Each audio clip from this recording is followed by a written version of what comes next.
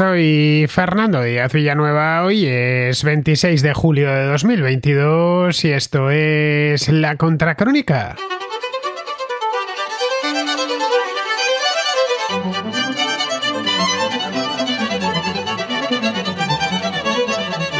Con una crisis económica llamando a la puerta en todo Occidente, algunos recuerdan con cierto regocijo, por cierto, que en Rusia las cosas desde el punto de vista económico marchan bien, incluso mejor que antes de la invasión de Ucrania.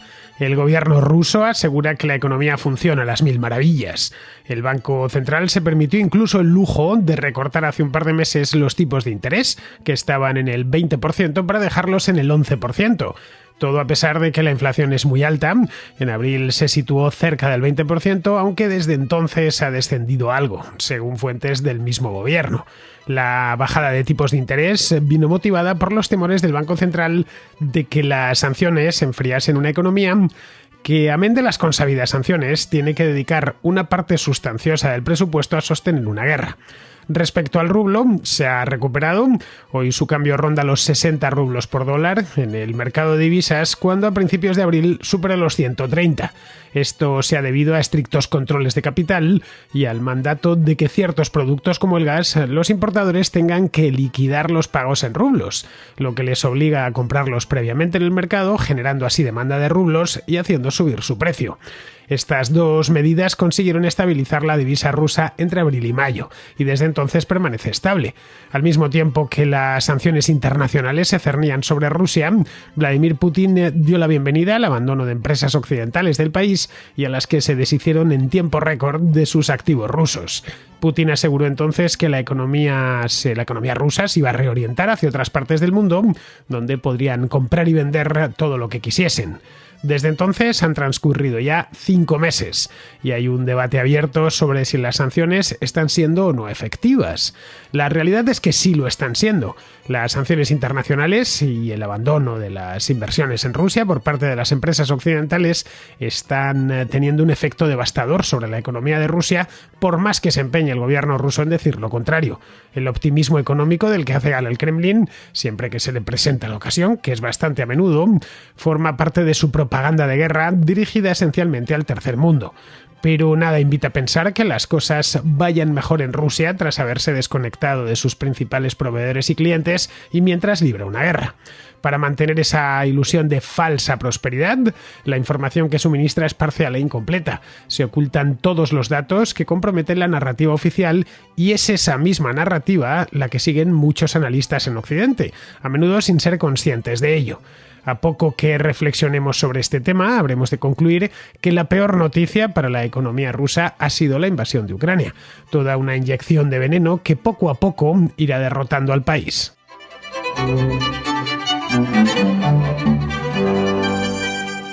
A lo largo de los últimos meses son muchos los analistas que aseguran que las sanciones occidentales a Rusia no han servido absolutamente para nada y que Occidente realmente se ha sancionado a sí mismo. Esto entiendo que lo habréis escuchado un montón de veces, especialmente en los últimos meses, desde mayo aproximadamente, cuando ya el gas se ha puesto imposible y los chantajes rusos precisamente con el gas hacia Europa Occidental pues a punto han estado de funcionar. No lo han hecho, al menos hasta ahora, afortunadamente. Bien, ninguna de las dos cosas es cierta. No, las sanciones a Rusia, por supuesto que están sirviendo para algo y Occidente no se ha sancionado a sí mismo. Sanciones tan duras como las que padece Rusia ahora mismo tienen un efecto económico negativo, eso es indiscutible. Pero estas cosas van algo más lentas que un bombardeo, o que disparar un misil y que caiga encima de un colegio, por ejemplo, de un hospital, como hace desgraciadamente muy a menudo el ejército ruso. Una economía no enferma de un día para otro, especialmente si se trata de una economía grande, con reservas, con materias primas a mano y con cierta voluntad de resistir y de protegerse. Bien, ese es el caso de la economía rusa. No es una economía gigantesca, no es la de Estados Unidos, no es la de China, no es ni siquiera ni se acerca a la de Japón o a la de Alemania, Ucrania, pero es una economía que podemos meter sin miedo a equivocarnos dentro de las 20 economías más grandes del mundo. Tiene además mucho gas, tiene mucho petróleo, tiene otras materias primas, pero ninguna de ellas tan valiosa, al menos desde el punto de vista del total de exportaciones. Pero vamos, solo el gas y el petróleo para exportar tiene muchísimo, algo que por cierto sigue haciendo porque sobre el gas no ha recaído sanción alguna, algo de lo que se quejan bastante a menudo en Europa. Y por lo demás, pues bueno, el país es una dictadura en la que manifestarse en contra del gobierno supone ingresar en prisión ese mismo día. Es decir, si a un periodista ruso le diese por informar dentro de Rusia de que hay un tal o cual problema económico o que el gobierno ha hecho mal las cifras o que simplemente no las está dando, automáticamente irían a hacerle una visita a la policía política, es decir, la policía secreta, y se lo llevaría de cabeza a prisión. Bien, ya solo con eso se puede mantener la ilusión algo de tiempo. La guerra en Ucrania se nos está haciendo eterna, a nosotros, no digamos ya a los propios ucranianos, pero es que no es demasiado tiempo lo que llevan, son solo 5 meses. Si a eso le sumamos una información económica debidamente cocinada y debidamente ocultada en algunos puntos, lo que tenemos es un país que se dirige raudo a una crisis, pero que a la vez finge que atraviesa un periodo dorado, tal y como se empeña la propaganda rusa y los muchos propagandistas que el Kremlin tiene repartidos por todo el mundo. Tanto el tercer mundo como el primero. Encontramos propaganda rusa en todas las latitudes. La información económica que suministra el Kremlin, la macroeconómica exactamente, la da desde el mes de marzo. Antes daba muchísimo más, desde marzo da muchísima menos. Es parcial y es incompleta. Los datos desfavorables al desempeño económico de Rusia simplemente no se dan. No es que sea difícil encontrarlos, es que han decidido no darlos. El gobierno ruso retiene pues un número cada vez mayor de datos clave, que antes de la guerra se actualizaban mensualmente y con la máxima transparencia. Desconocemos, por ejemplo, los datos relativos a exportaciones e importaciones, especialmente con Europa. No lo sabemos porque la agencia de estadística rusa no los da, y si no los da es porque el gobierno no les permite darlos. Esta agencia, por supuesto, es una agencia estatal. También desconocemos los datos de producción mensual de petróleo y de gas, también desconocemos las entradas y salidas de capital, desconocemos los balances de las principales empresas que antes publicaban, de nuevo, de forma transparente las propias empresas, obviamente para ser acreedoras de prestigio en el ámbito internacional. Ahora ya no las publican. No conocemos los datos de la base monetaria del Banco Central, no conocemos los datos de inversión extranjera directa, los datos sobre préstamos y disponibilidad de crédito. Bueno, por no saber, no sabemos ni cuánta gente está volando desde los aeropuertos y hacia los aeropuertos rusos, porque la Agencia Federal de Transporte Aéreo, que se llama Rosaviatsia, creo que lo he pronunciado bien, bueno, pues esta agencia, que sería el equivalente en España a AENA, dejó de publicar de golpe la información sobre el volumen de pasajeros de aerolíneas y de aeropuertos. No sabemos cuánta gente se está moviendo, ya digo, desde los aeropuertos rusos y hacia los aeropuertos rusos, por lo menos desde el interior. Si es desde el exterior, sí podemos ir a estadísticas, por ejemplo, turcas. En este caso, lo que vemos es que el número de pasajeros, evidentemente, ha descendido después de un repunte muy gordo al principio, que era la gente que está huyendo del país. Los datos que sí aporta el gobierno ruso, he puesto sobre la mesa unos cuantos que antes daba y que ahora mismo no dan. Los que da no son del todo fiables, dada la presión política del Kremlin, para manipular las estadísticas a su antojo y ofrecer un panorama económico un tanto fantasioso. Es decir, que si nos están ocultando algo, por como mínimo, y hay que ser prudentes en esto, tenemos que desconfiar de lo que sí nos están dando. Desde que el Kremlin dejó de publicar cifras actualizadas, y esto fue en el mes de marzo, lo que esto restringió de raíz la disponibilidad de datos económicos fundamentales para que los analistas de todo el mundo pudiesen utilizarlos, muchas previsiones económicas, que algunas eran muy buenas, especialmente en los primeros días de la guerra, se han extrapolado de esas previsiones del principio a previsiones hechas posteriormente, hechas, qué sé yo, en el mes de mayo, en el mes de junio, incluso en el mes de julio, cuando todavía pues ni se habían implementado todas las sanciones que han ido en sucesivos paquetes, la retirada de las empresas también fue gradual, relativamente rápida, pero gradual, y eso no había tenido efecto pleno.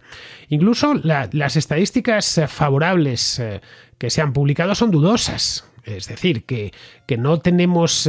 sería un tanto insensato por nuestra parte creérnoslas a pies juntillas.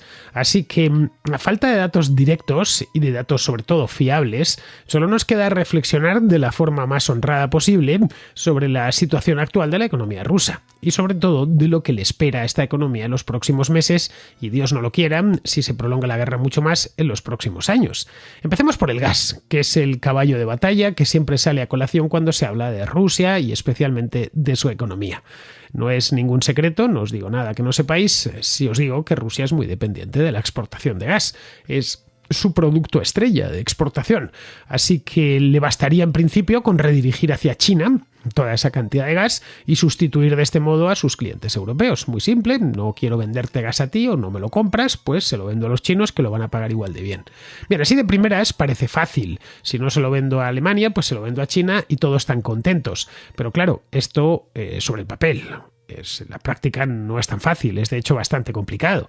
El 90% del gas que sale de Rusia lo hace en estado gaseoso. Diréis, bueno, si es gas tiene que ser en estado gaseoso. No necesariamente, buena parte del gas con el que se comercia en el mundo no está en estado gaseoso, está en estado líquido. El gas discurre en estado gaseoso por los gasoductos. Bien, solo un 10% de ese gas que sale de Rusia lo hace comprimido en forma de GNL, es decir, de gas natural licuado. Someten al gas en estado gaseoso a una presión brutal y lo convierten en líquido. Para poderlo meter, lo comprimen y lo pueden meter dentro de esos barcos metaneros que se han puesto ahora tan de moda. Bien, sus exportaciones dependen, como podemos ver, de los gasoductos, la mayor parte de los cuales van de Siberia a Europa. Las exportaciones de gas de Rusia, en esencia, la mayor parte van de Siberia a Europa, por resumirlo mucho, van de Siberia a Europa en estado gaseoso, a través de gasoductos. Esto es algo que no se ha hecho de la noche a la mañana. Esto llevan un cuarto de siglo, como contaba en una contracrónica hace no mucho tiempo, configurando este sistema de suministro. ¿Se podría reconfigurar toda esta red? Por supuesto que se puede hacer, pero para eso hay que construir gasoductos nuevos de miles de kilómetros hacia China, que no están hechos. Hay solo uno hecho, un gasoducto que conecta no Siberia Occidental, que es la que nutre de gas a Europa, sino Siberia Oriental, con Manchuria, que es esta región, la región más septentrional de China. Este gasoducto, ya he hablado en alguna ocasión en la contra de él, se llama Power of Siberia. Bien, es un gasoducto recién hecho, recién inaugurado, tiene, para que nos hagamos una idea, 4.000 kilómetros. 4.000 kilómetros es lo que hay, bueno, te sales de Europa, si vas desde Moscú, Lisboa está más cerca. Para que nos hagamos una idea de Moscú de lo que tiene este gasoducto. Bien, esto se empezó a construir en 2014. Se hizo un acuerdo, creo que fue en 2012, 2 años más tarde ya tenían financiación, se pusieron a construirlo y no entró en servicio hasta el año 2019. Estamos hablando de un proyecto de que solo construcción fueron 5 años, si le sumamos 2 desde que firmaron el acuerdo para construirlo, habían pasado 7 años. A través del Power of Siberia se envió el año pasado el 10% de las exportaciones gasísticas rusas vía gasoducto, solo el 10%. Para sustituir a los gasoductos europeos, algunos llevan ahí hechos desde hace décadas, harían falta unos cuantos más Power of Siberia, porque ahora mismo solo tienen uno. La sustitución, obviamente, se podría llevar a cabo, pero dentro de unos cuantos años y, por supuesto, tras gastar muchísimo dinero. En Europa, naturalmente, pueden también buscar proveedores alternativos, cosa en la que ya están en eso mismo ahora. En esto Europa es menos dependiente de Rusia que Rusia de Europa. En el tema del gas, aunque parezca contraintuitivo lo que estoy diciendo, por lo menos en el medio largo plazo. Bien, doy un dato, este dato no hace falta que nos lo suministre Putin porque ya lo sabíamos. El año pasado, 2021, el 83% de todo el gas exportado por Rusia fue a Europa. Es decir, prácticamente todo, la inmensa mayoría. Pero de todo el gas consumido en Europa, solo el 46% provino de Rusia. Es decir, menos de la mitad, más de la mitad del gas que se consume en Europa proviene de otras fuentes que no es Rusia. Es cierto que esto va por barrios, que los alemanes sí tienen una dependencia mayor y los españoles menos, pero si lo hacemos el conjunto de toda Europa. Así que la táctica de restringir los envíos, como está haciendo desde hace meses, es miope por partida doble. Por un lado, porque pone a los europeos en brazos de sus competidores, cosa que ya está haciendo. Andan todos los presidentes y primeros ministros de Europa batiendo el mundo entero, buscando proveedores y haciendo carantoñas a los cataríes, a los estadounidenses y a todo el mundo que pueda proporcionarles gas. Eso por un lado. Por otro, cada metro cúbico de gas que no se exporta es dinero que no se ingresa. Y no olvidemos que esos pozos de gas de la Siberia Occidental no pueden y no podrán en mucho tiempo enviar ese gas hasta China, así que entre tanto se tiene que quedar bajo tierra. En otras palabras, Putin debería estar poniendo a disposición de los europeos más gas que nunca para obtener ingresos, pero está haciendo justo lo contrario. Vamos, por en resumen, que el chantaje le está saliendo bastante caro.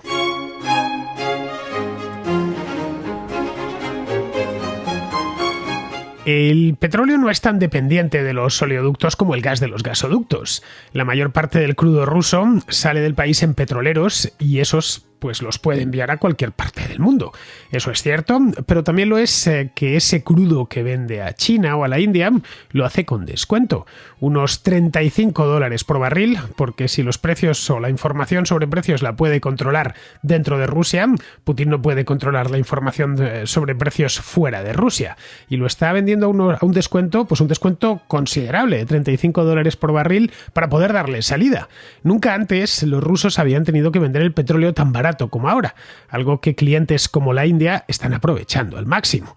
Luego hay otro elemento a tener en cuenta con esto del petróleo.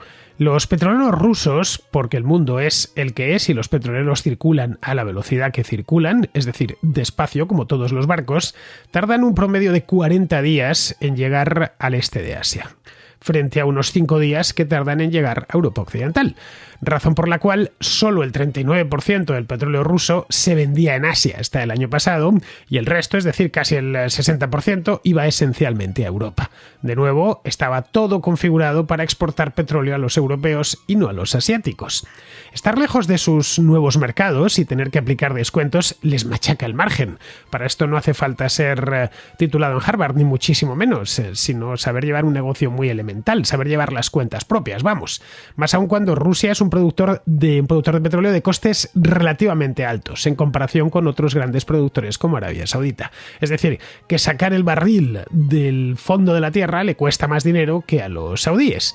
La extracción del crudo depende además de la tecnología occidental, lo que se traducirá, y esto es inevitable, en una producción menor a medio plazo, tan pronto como se les empiecen a averiar dispositivos y máquinas con las que están extrayendo y enviando el crudo. En el momento en el que les falla una máquina, como pasó con aquel compresor del gasoducto Nord Stream, pues no tendrán piezas para repararla, vamos. Y no solo las máquinas, también el software, que tiene mucha importancia en toda la industria extractiva. El tema de la energía es solo uno de los aspectos que se tienen en cuenta en la economía rusa, pero no solo es energía, no solo es...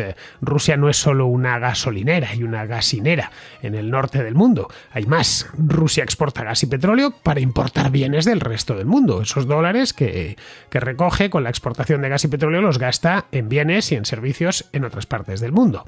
En este punto se suele afirmar que no habrá mayores problemas, ya que los rusos dejarán de un día para otro, ya han dejado, de hecho, según ellos, de importar productos europeos o estadounidenses y los han sustituido por productos chinos, que son igual de buenos, tienen la misma calidad y los chinos aceptan dólares y los dólares les salen por las orejas. Esto es el relato propagandista del Kremlin. Lo habréis escuchado más de una vez.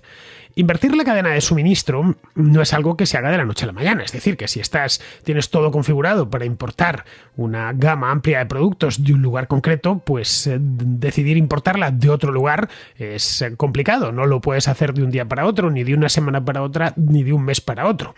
Es decir, que los rusos les va a costar si quieren hacer esto, si realmente quieren llevarlo a cabo, porque la economía es muy compleja. Luego, además, en el caso que nos ocupa, tiene un problema añadido. China exporta 7 veces más a Estados Unidos que a Rusia, así que parece que las empresas chinas o deberían estar más preocupadas por no buscarse problemas con Estados Unidos que por atender al mercado ruso, que para ellos es marginal al lado del estadounidense. No digamos ya si sumamos el mercado europeo. Digo que parece, pero es que es así, ya que aquí sí que disponemos de datos fiables, los que aporta la Administración General de Aduanas de China. Según esta oficina, las exportaciones chinas a Rusia se han desplomado más de un 50% durante el primer cuatrimestre del año. Primer cuatrimestre, es decir, hasta el mes de abril incluido. No sabemos cómo serán en el segundo cuatrimestre ya en plena guerra, teniendo en cuenta que el primer cuatrimestre, los 2 primeros meses fueron relativamente tranquilos. La guerra no empezó hasta el 24 de febrero. Y aun con todas, se desplomaron más de un 50%. Es decir, han pasado, y tenemos tenemos los números exactos, de más de 8.000 millones de dólares al mes a 3.800 millones de dólares. Con menos productos disponibles, problemas serios para conseguir piezas de repuesto y el temor a que la guerra empeore. En Rusia nadie se refiere en público a lo de Ucrania como una guerra, ya sabéis que obligatoriamente tienen que llamarla operación militar especial, pero todos saben lo que es y se ponen lógicamente a la defensiva, claro, no podía ser de otra manera, no quiere dar con sus huesos en la cárcel por una cuestión de pura denominación. Bien, pues con todos estos problemas es natural que el consumo haya descendido notablemente, es lo lógico. Si ves que tu país se ha metido en guerra, si ves que han cerrado tiendas, que tienes problemas para encontrar repuestos para tu propio coche, pues lo último que haces es abrir la espita del gasto a título privado, estoy hablando, por si acaso vienen peor dadas. Los rusos además tienen una historia económica tormentosa el último siglo y saben lo que es pasarlo mal, muchísimo mejor que los occidentales. En este aspecto son mucho más cautas. En esto no tenemos cifras al respecto, pero las estimaciones apuntan a que el consumo dentro de Rusia ha descendido un 20% de promedio. En el caso de los automóviles es mucho más, porque una parte de los vehículos vendidos en Rusia una buena parte, se hacían fuera de Rusia, total o parcialmente. Renault, por ejemplo, ensambla sus coches en Rusia, en una planta cercana a Moscú, que pertenece a una empresa conjunta franco-rusa llamada Autoframos. Los Renault Megane o los Sandero, que en España comercializa Dacia, pero que en Rusia lo hace Renault, que salen de esta planta, incorporan piezas hechas en Europa, que ya no pueden llegar. Respecto a los vehículos de lujo tipo Mercedes o Audi, generalmente italianos, o los alemanes o italianos como los Ferrari, que tanto gustan a los ricos en Rusia, pues ya se traen terminados de Alemania o de Italia y por supuesto se traen todas sus piezas. Incluso el gigante nacional, que es Autovaz, que es el fabricante de los Lada, importa muchas piezas de Occidente.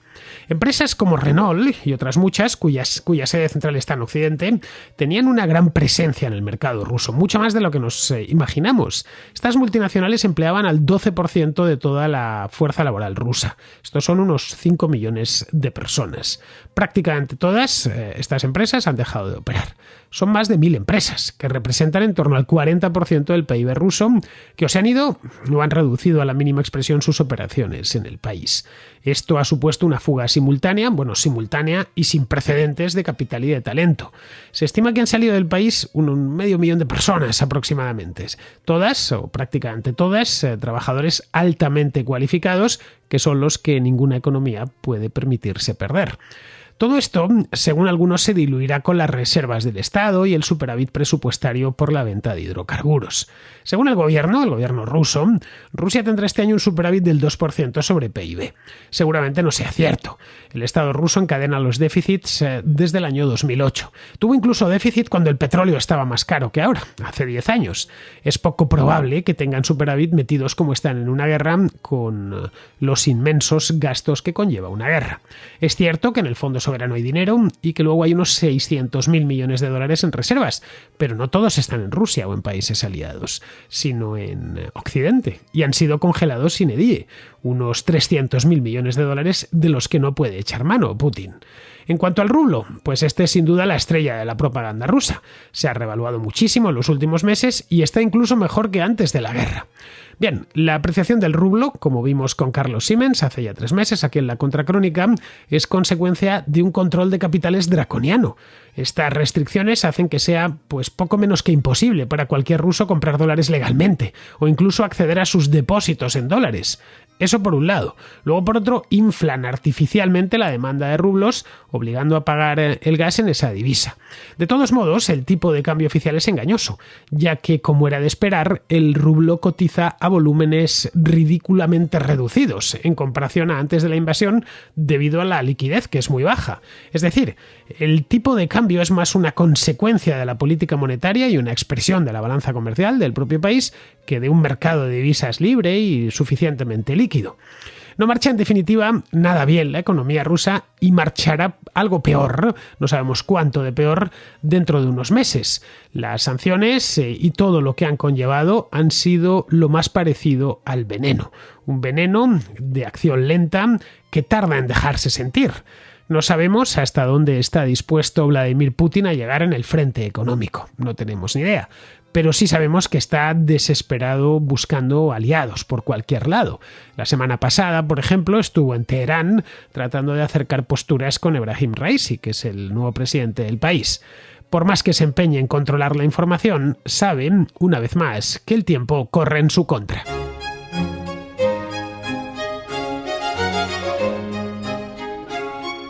Vamos con la contrarréplica. Empezamos con Sergio, que pregunta por el llamado que ha hecho la Comisión Europea para que se reduzca de forma voluntaria el consumo de gas, a lo que el gobierno español se ha negado.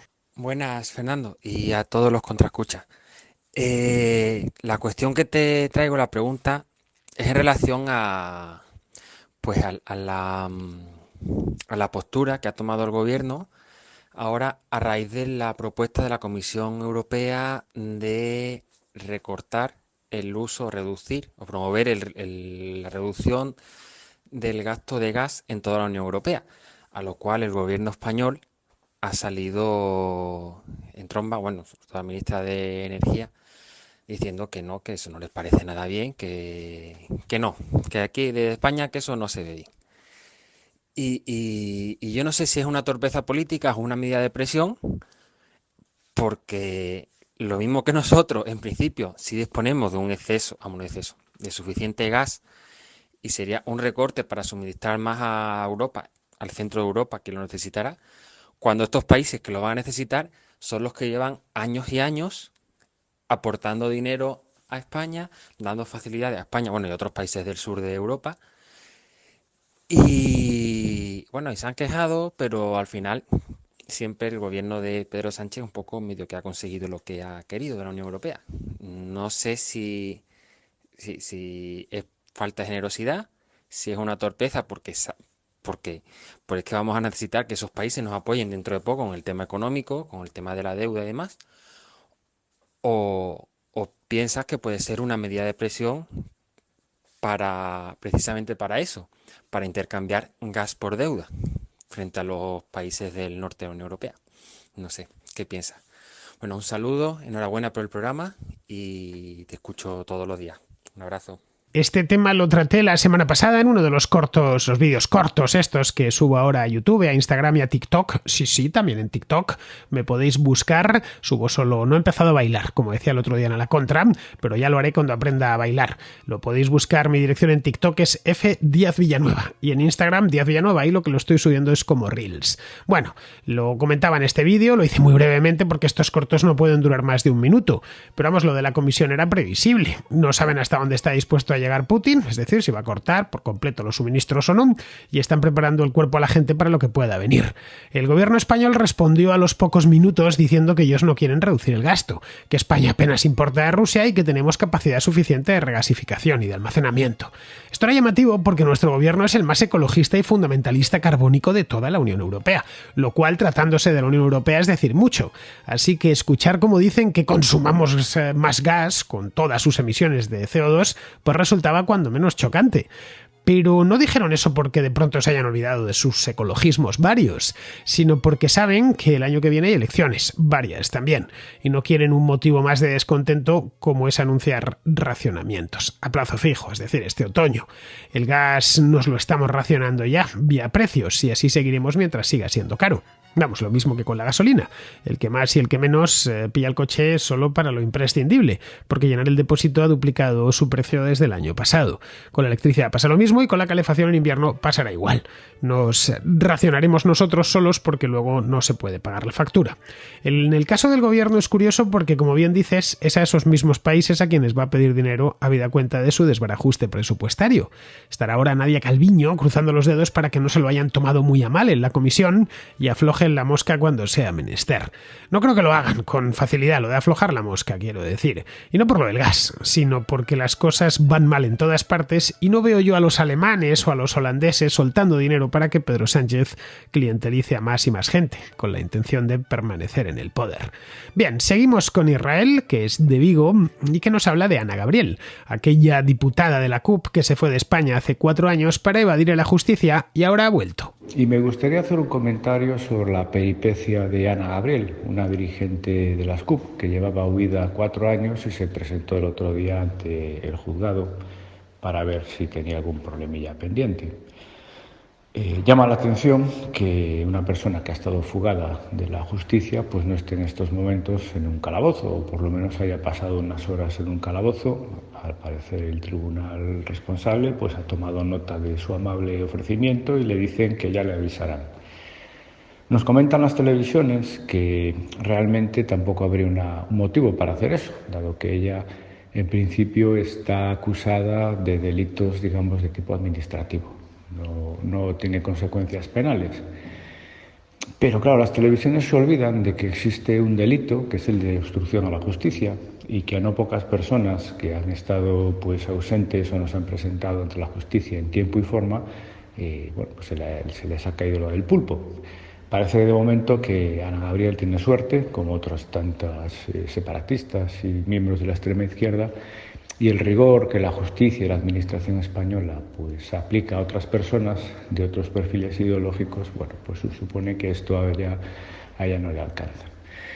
Quiero pensar que en esta ventana que queda, ya la propia Gabriel, entiendo que sus cálculos son que si no aprovecha ahora para dirimir sus diferencias con la justicia española, dentro de unos meses, cuando haya un nuevo gobierno formado por personas que serán franquistas, machistas, y créeme, Fernando, que no es plato de gusto decirte esto, del Atlético de Madrid, pues sus peripecias judiciales serán más complicadas. Ella quiere aprovechar la ventana y no sé cómo quedará la cosa. Y desde luego, si le cae una multa, lo que todos sabemos es que la justicia española no se va a quedar calva y ni se va a dejar la salud persiguiéndola patrimonialmente. Montará alguna patraña, si no la ha montado ya, para poner su patrimonio a buen recaudo, y cualquier multa que le pueda caer pues no la va a pagar en la vida. Es otro día en la oficina. Ana Gabriel se fue de España a principios de 2018, es decir, hace 4 años y medio, porque el Supremo le acusaba de rebelión. Se instaló en Suiza, en Ginebra, si mal no recuerdo, y una vez allí el Supremo rebajó su acusación y la dejó en simple desobediencia, un delito que no conlleva penas de cárcel, pero esto lo hizo poco después, como 1, 2 o 3 meses después de irse. Pero vamos, se quedó allí, en Suiza, trabajando para un sindicato o algo así. Podía volver cuando quisiese. No estaba una celda esperándole, como decían algunos, pero no ha querido hacerlo hasta el otro día. Llegó a Madrid, se presentó en el Supremo y se volvió a Suiza. El problema aquí no es la acusación inicial, que es menor, sino el haber estado huida de la justicia durante más de 4 años. Eso ya no sé si empeorará su situación. Si hay algún abogado en la sala que se pronuncie, porque yo lo desconozco. Lo que se ha hecho Ana Gabriel es enfadar a los más radicales, a los independentistas más radicales, que tenían en ella pues a todo un referente de lucha y de sacrificio, y claro, y ahora ven cómo se está buscando la vida, tratando de resolver lo suyo por su cuenta para seguir con su vida. Los prófugos se están quedando, los prófugos del proceso se están quedando cada vez más solos, por lo que se ve. Bien, vamos ahora con Isabel, que nos habla de una cosa que desconocía, nos lo va a presentar ella, que se llama Real Food o Comida Real, un movimiento que, según nos cuenta, está dando mucho que hablar. Hola Fernando, buenas tardes. Bueno, antes de nada, felicitarte por tu programa, que es súper interesante y lo escucho siempre. Quería comentarte un tema bastante actual. Ha salido hoy viernes en El País, en portada, una noticia sobre Carlos Ríos y el movimiento Real Fooding. No sé si es algo que te suena, pero por ponerte un poco en contexto, Carlos Ríos es un nutricionista que desde hace varios años pues está promoviendo un movimiento de comida real, de comer en base a alimentos y no a productos ultraprocesados. Su plan, entre comillas, es que los supermercados cada vez tengan menos espacio para la industria de los ultraprocesados y haya más alimentos reales, ¿no? Entonces, bueno, desde hace unos cuantos meses o incluso años están lanzando al mercado productos buenos procesados del tipo pues salmorejo, gazpacho, hummus, con alimentos pues 100% recomendables, ¿no? Sustituyendo pues aceite de palma por aceite de oliva virgen extra, harinas refinadas por harinas integrales. La polémica ha llegado cuando ha querido incluir dentro de estos productos del mercado Real Fooding productos del tipo helados, croissants o una crema de cacao. Aún así, son productos con alimentos 100% recomendables. Es decir, la crema de cacao, por ejemplo, no contiene azúcar, sino que contiene pasta de dátil, no contiene aceite de palma, sino que contiene aceite de oliva virgen extra o aceite de coco. Simplemente él recalca mucho que no son productos que deban de sustituir alimentos reales, pero son alternativas que él lanza para poder sustituir, por ejemplo, una tradicional nocilla, pues por esa crema de cacao. Es decir, que si puntualmente quieres tomarte ese capricho, lo puedes hacer con algo que esté basado en buenos ingredientes. A partir de la creación de ese tipo de productos, muchísimos nutricionistas empezaron a hablar muy mal de Carlos Ríos, del movimiento Real Fooding, a criticarlo muchísimo, cosa que desde su punto de vista y desde el punto de vista de las personas que lo siguen, pues no tiene mucho sentido, porque si todos son nutricionistas, todos deberían de abogar por una alimentación saludable, que al final es lo que busca Carlos Ríos con su movimiento. Lo que ha ocurrido hoy es que ha salido en la portada del País, un periódico, pues ya sabemos, de un ideal más de izquierda. Se supone que los ideales de la izquierda abogan por la sostenibilidad, el producto de cercanía, de proximidad, ecológico. Ha criticado siempre, ¿no?, las macrogranjas, todo lo que es la producción masiva de alimentos. Es decir, muy alineado con la filosofía del real fooding. Sin embargo, en este artículo nos encontramos más bien la opinión de un periodista, porque no está basado en ningún tipo de noticia que se pueda rectificar, sino que son opiniones acerca del fraude del real fooding, ¿no? Critican a Carlos Ríos porque básicamente empezó diciendo que debíamos de alimentarnos en base a alimentos reales, a frutas y a verduras y no a productos de cajas de supermercado, de latas de supermercado, y ahora pues cómo ha cambiado su discurso y cómo está creando el mismo productos que venden en los supermercados. Claro, todo esto completamente descontextualizado, porque solamente hace falta seguir a Carlos Ríos para ver que Carlos en ningún momento promueve que estos productos que él está creando sustituyan una alimentación basada en alimentos reales, ¿no? Lo que me ha llamado la atención primero es que ocupe la portada del País. Segundo, que lo que ocupe la portada del País sea un artículo de opinión, porque realmente no está basado en ningún tipo de noticia contrastable. Y tercero, que esté publicado en un periódico de esa ideología. Carlos Ríos ha publicado en sus redes un vídeo también bastante sorprendido de hasta dónde ha llegado esto, y comenta que puede haber detrás muchos intereses económicos, muchas grandes industrias de ultraprocesados realmente pagando a los periodistas que están escribiendo este tipo de noticias.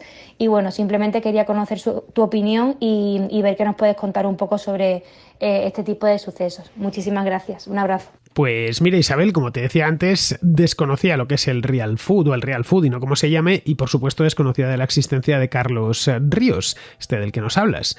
Yo no soy precisamente un gourmet, más que comer mi alimento y no le doy muchas más vueltas a la cosa.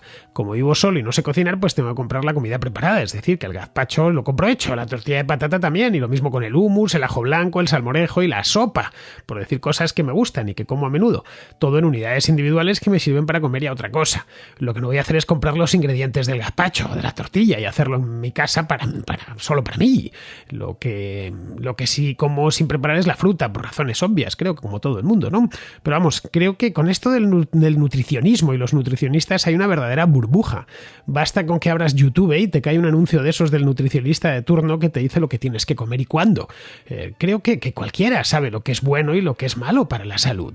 La fruta, la verdura son buenas, es obvio, y además cuando uno las come en gran cantidad se siente mejor. El resto, pues en función de la cantidad, ¿no? La carne es buena, pero también sin pasarse, y lo mismo pues con casi todo, ¿no? Lo mismo con el queso, lo que sea. Y al azúcar, por supuesto, hay que ponerle coto. Respecto al alcohol, en fin, lo mínimo imprescindible. Creo que con eso basta, y no os estoy descubriendo nada que no sepáis. Yo me conservo en buena forma sin necesidad de dar muchas vueltas a este tema de la nutrición. El mejor consejo nutricional es ese de que Don Quijote le dio a Sancho, que dice: come poco y cena más poco, que la salud de todo el cuerpo se fragua en la oficina del estómago. Sé templado en el beber, considerando que el vino demasiado ni guarda secreto ni cumple palabra. Ten cuenta, Sancho, de no mascar a dos carrillos ni de eructar delante de nadie. Creo que ahí está todo, hasta las normas de cortesía una vez uno se ha sentado en la mesa. Bien, pues terminamos ya. Vamos con Pizarro, que nos habla de Rusia como terrorista de Estado. La catadura moral del gobierno ruso es perfectamente deleznable y no precisa hacer ninguna barbaridad más para merecer la total condena por parte de todo bienpensante. Quienes le condenan, sancionan y estigmatizan son hipócritas muy lejos del adyecto Vladimiro y aún más lejos de cualquier bienpensante. Hipócritas capaces de apostar dinero público pero no su popularidad, y menos por los ucranianos, por lo que Vladimiro les desprecia y por lo que sus condenas, sanciones y estigmatizaciones tienen, como podemos comprobar, el peso de su convicción. Un cordial saludo de Pizarro. Y hasta aquí, queridos amigos, llega la contra de hoy, día 26, mañana 27 y estaré de vuelta. Hasta mañana, amigos.